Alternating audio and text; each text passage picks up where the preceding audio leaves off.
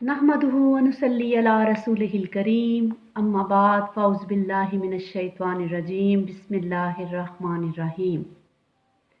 आज हम सूरत नस्र के हवाले से कुछ बातें शेयर करेंगे जिसमें इस सूरत के ज़माने नज़ूल और इसके नाम और इसके बारे में जो कुछ ख़ास बातें हैं वो हम इस मज़मून के हवाले से जानने की कोशिश करेंगे।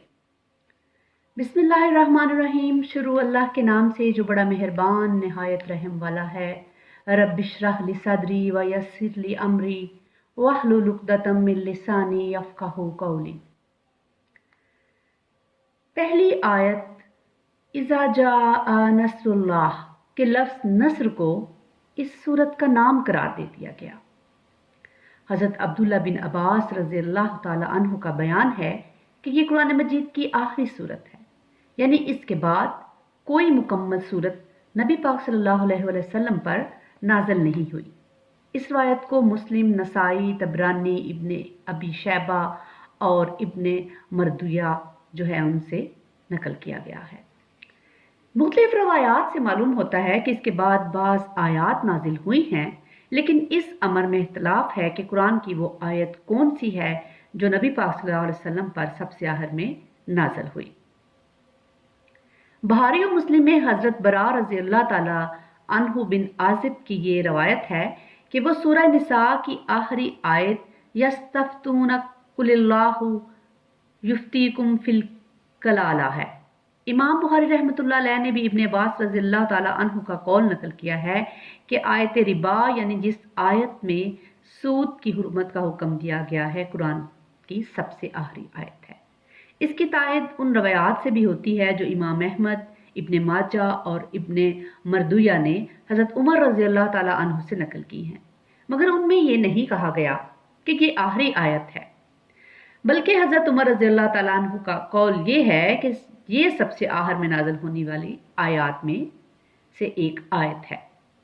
अबू उबैद ने फ़ज़ाइलुल कुरान में इमाम ज़ुहरी का और इब्ने जरैर ने अपनी तफसीर में हज़रत सईद बिन मुसय्यब का कौल नकल किया है कि आयत रिबा और आयत दैन यानी सूरत बकरा की रुकू 38 और 39 कुरान में नाज़िल होने वाली आखिरी आयत हैं। नसाई, इब्ने मरदुया और इब्ने जरैर ने हज़रत अब्दुल्ला बिन अब्बास रज़ियल्लाहु ताला अन्हु का एक दूसरा कौल ये नकल किया है कि वत्तकू यौमन तुरजाऊन फीह कुरान की आखिरी आयत है और ये सूरत बकरा की 281वीं आयत है। अल-फ़िरयाबी ने अपनी तफसीर में इब्ने अब्बास का जो कौल नकल किया है उसमें ये इजाफा है कि ये आयत हज़ूर सल्लल्लाहु अलैहि वसल्लम की वफ़ात से 81 दिन पहले नाज़िल हुई थी। और सईद बिन जुबैर रहमतुल्लाह अलैह का कौल जो इब्ने अबी हातिम ने नकल किया है, इसमें इस आयत के नज़ूल और नबी पाक सल्लल्लाहु अलैहि वसल्लम की वफ़ात के दरमियान सिर्फ 9 दिन का फासला बयान किया गया है। इमाम अहमद की मुस्नद और इमाम हाकिम की अल-मुस्तदरिक में हज़रत उबा बिन काब की रवायत ये है कि सूरह तौबा की आयत नंबर 128 और 129 सबसे आखिर में नाजिल हुई। इसी तरह हज़रत अब्दुल्ला बिन उमर रज़ियल्लाहु ताला अन्हु की रवायत है कि ये सूरत हज्जतुल विदा के मौका पर अय्याम तशरीक के वस्त में मिना के मकाम पर नाज़िल हुई और इसके बाद नबी पाक सल्लल्लाहु अलैहि वसल्लम ने अपनी ऊँटनी पर सवार होकर अपना मशहूर खुतबा इरशाद फरमाया। बैहक़ी ने किताब अल हज में हज़रत सर्रा बिनते नबहान की रवायत से हज़ूर सल्लल्लाहु अलैहि वसल्लम का वह खुतबा नकल किया है जो आप सल्लल्लाहु अलैहि वसल्लम ने इस मौका पर इरशाद फरमाया था। वो कहती हैं कि मैंने हज्जतुल विदा में हज़ूर सल्लल्लाहु अलैहि वसल्लम को ये फरमाते सुना कि लोगों, जानते हो कि ये कौन सा दिन है? लोगों ने अर्ज किया, अल्लाह और उसके रसूल सल्लल्लाहु अलैहि वसल्लम को ज्यादा इल्म है। फरमाया, ये अय्याम तशरीक के बीच का दिन है। फिर आप सल्लल्लाहु अलैहि वसल्लम ने पूछा, जानते हो ये कौन सा मकाम है? लोगों ने अर्ज की, अल्लाह और उसके रसूल सल्लम को ज्यादा इल्म है। फरमाया, ये मशअर हराम है। फिर हजूर सल्लल्लाहु अलैहि वसल्लम ने फरमाया कि मैं नहीं जानता, शायद इसके बाद मैं तुमसे ना मिल सकूं। खबरदार रहो, तुम्हारे खून और तुम्हारी इज्जतें एक दूसरे पर उसी तरह हराम हैं जिस तरह ये दिन और ये मकाम हराम है। یہاں تک کہ تم اپنے رب کے سامنے حاضر ہو اور وہ تم سے تمہارے اعمال کے بارے میں سوال کرے۔ سنو، یہ بات تم میں سے قریب والا دور والے تک پہنچا دے۔ سنو، کیا میں نے تمہیں پہنچا دیا؟ اس کے بعد جب ہم لوگ مدینہ واپس ہوئے تو کچھ دن گزرے نہیں تھے کہ حضور صلی اللہ علیہ وآلہ وسلم کا انتقال ہو گیا۔ ان دونوں روایتوں کو ملا کر دیکھا جائے تو معلوم ہوتا ہے کہ سورہ نصر کے نزول اور رسول اللہ صلی اللہ علیہ وسلم کی وفات کے درمیان 3 مہینے کچھ دن کا فاصلہ تھا، کیونکہ تاریخ کی روح سے حجۃ الوداع اور حضور صلی اللہ علیہ وسلم کے وصال کے درمیان تقریباً اتنا ہی زمانہ گزرا تھا۔ ابن عباس رضی اللہ تعالیٰ عنہ کا بیان ہے کہ جب یہ صورت نازل ہوئی تو حضور صلی اللہ علیہ وسلم نے فرمایا، مجھے میری وفات کی خبر دے دی گئی ہے اور میرا وقت آن پورا ہوا ہے۔ اس کو مسند احمد، ابن جریر، ابن المنذر اور ابن مردویہ نے نقل کیا ہے۔ دوسری روایات ہیں جو حضرت عبداللہ بن عباس رضی اللہ تعالیٰ عنہ سے منقول ہوئی ہیں، ان میں بیان کیا گیا ہے کہ اس صورت کے نزول سے حضور صلی اللہ علیہ وسلم نے یہ بات سمجھ لی کہ آپ صلی اللہ علیہ وسلم کو دنیا سے رخصت ہونے کی اطلاع دے دی گئی ہے۔ اسی طرح ام المومنین حضرت ام حبیبہ رضی اللہ تعالیٰ عنہ فرماتی ہیں کہ جب یہ صورت نازل ہوئی تو حضور صلی اللہ علیہ وسلم نے فرمایا، اس سال میرا انتقال ہونے والا ہے۔ یہ بات سن کر حضرت فاطمہ رضی اللہ تعالیٰ عنہ رو دی۔ اس پر آپ صلی اللہ علیہ وسلم نے فرمایا، میرے خاندان میں سے تم ہی سب سے پہلے مجھ سے آ کر ملو گی۔ یہ سن کر حضرت فاطمہ رضی اللہ تعالیٰ عنہ ہنس دی۔ قریب اسی مضمون کی روایت جو ہے بہقی نے ابن عباس سے بھی نقل کی ہے۔ ابن عباس رضی اللہ تعالیٰ عنہ فرماتے ہیں کہ حضرت عمر رضی اللہ تعالیٰ عنہ نے مجھے غزوہ بدر میں شریک ہونے والے بڑے بڑے شیوخ کے ساتھ اپنی مسجد میں بلاتے تھے۔ یہ بات بعض بزرگوں کو ناگوار گزری۔ انہوں نے کہا کہ ہمارے لڑکے بھی تو اسی لڑکے جیسے ہیں، اس کو خاص طور پر کیوں ہمارے ساتھ شریک مجلس کیا جاتا ہے؟ امام بخاری اور ابن جریر نے تصریح کی ہے کہ یہ بات کہنے والے حضرت عبد الرحمن بن عوف رضی اللہ تعالیٰ عنہ تھے۔ حضرت عمر رضی اللہ تعالیٰ عنہ نے فرمایا کہ علم کے لحاظ سے اس کا جو مقام ہے وہ آپ لوگ جانتے ہیں۔ پھر ایک روز انہوں نے شیوخ بدر کو بلایا اور مجھے بھی ان کے ساتھ بلا لیا۔ میں سمجھ گیا کہ آج مجھے یہ دکھانے کے لیے بلایا گیا ہے کہ مجھ کو ان کی مجلس میں کیوں شریک کیا جاتا ہے۔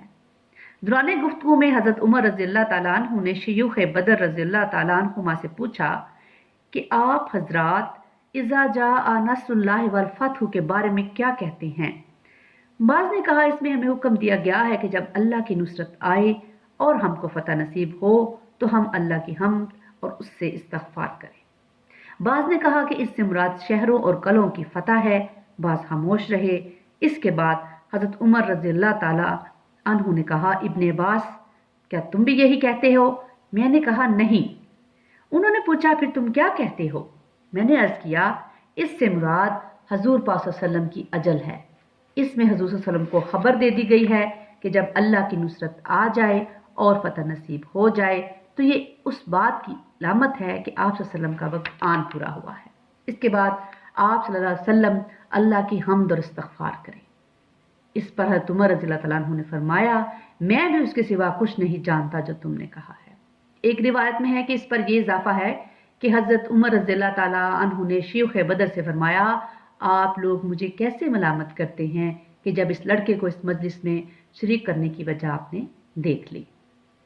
جیسا کہ ان تمام روایات سے معلوم ہوتا ہے کہ اس صورت میں اللہ تعالیٰ نے رسول اللہ صلی اللہ علیہ وسلم کو یہ بتا دیا تھا کہ جب عرب میں اسلام کی فتح مکمل ہو جائے اور لوگ اللہ کے دین میں فوج در فوج داخل ہونے لگے تو اس کا مطلب یہ ہے کہ وہ کام پایا تکمیل پر پہنچ گیا جس کے لیے آپ صلی اللہ علیہ وسلم دنیا میں بھیجے گئے تھے۔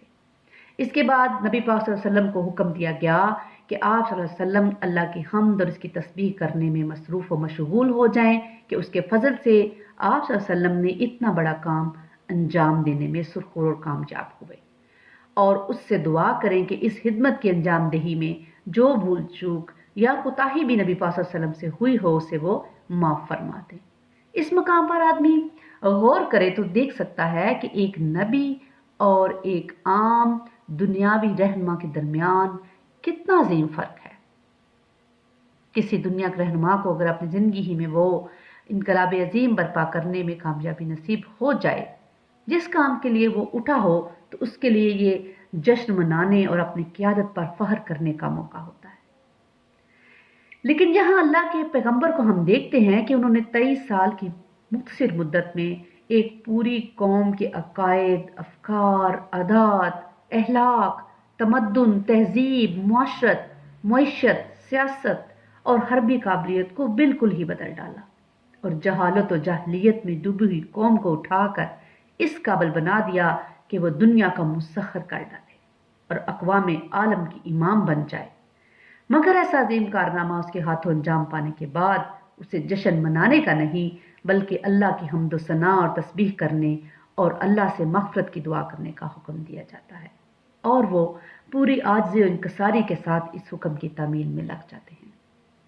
حضرت عائشہ رضی اللہ تعالیٰ عنہ فرماتی ہیں کہ نبی پاک صلی اللہ علیہ وسلم اپنی وفات سے پہلے سبحانک اللہم و بحمدک استغفرک و اتوب الیک، اور بعض روایات میں ہے کہ سبحان اللہ و بحمدہ استغفر اللہ و اتوب الیہ کثرت سے پڑھا کرتے تھے۔ میں نے عرض کیا، اے اللہ کے رسول صلی اللہ علیہ وسلم، یہ کیسے کلمات ہیں جو آپ صلی اللہ علیہ وسلم نے اب پڑھنے شروع کر دیے ہیں؟ فرمایا، میرے لیے ایک علامت مقرر کر دی گئی ہے کہ جب میں اسے دیکھوں تو یہ الفاظ کہا کروں، اور وہ ہے اذا جاء نصر اللہ والفتح۔ اسی سے ملتی جلتی بعض روایات میں حضرت عائشہ رضی اللہ عنہا کا بیان ہے کہ آپ صلی اللہ علیہ وسلم اپنے رکوع و سجود میں بکثرت یہ الفاظ کہتے تھے، سبحانک اللہم و بحمدک اللہم اغفر لی۔ یہ قرآن یعنی سورہ نصر کی تعویل تھی جو آپ صلی اللہ علیہ وسلم نے فرمائی تھی۔ اس کو بخاری، مسلم، ابو داؤد، نسائی، ابن ماجہ اور ابن جریر نے بھی منقول ہے۔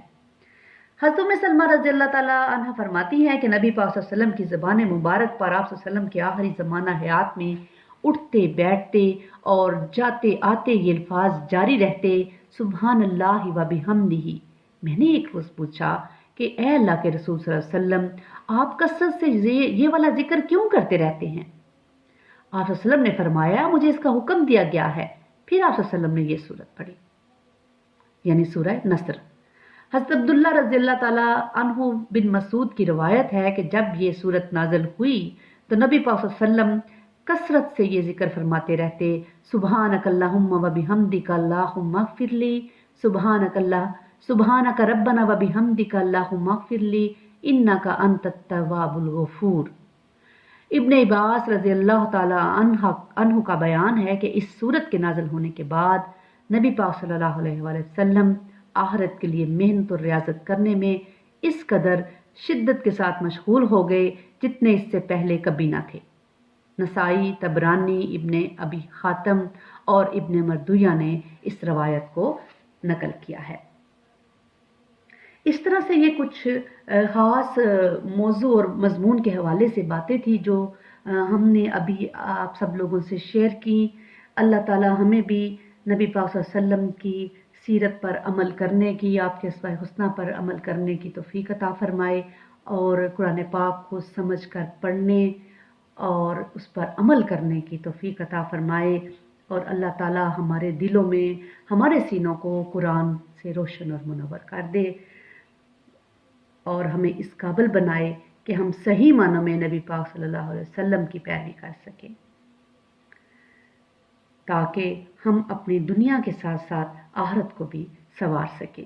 سبحانک اللہم و بحمدک استغفرک و اتوب الیک۔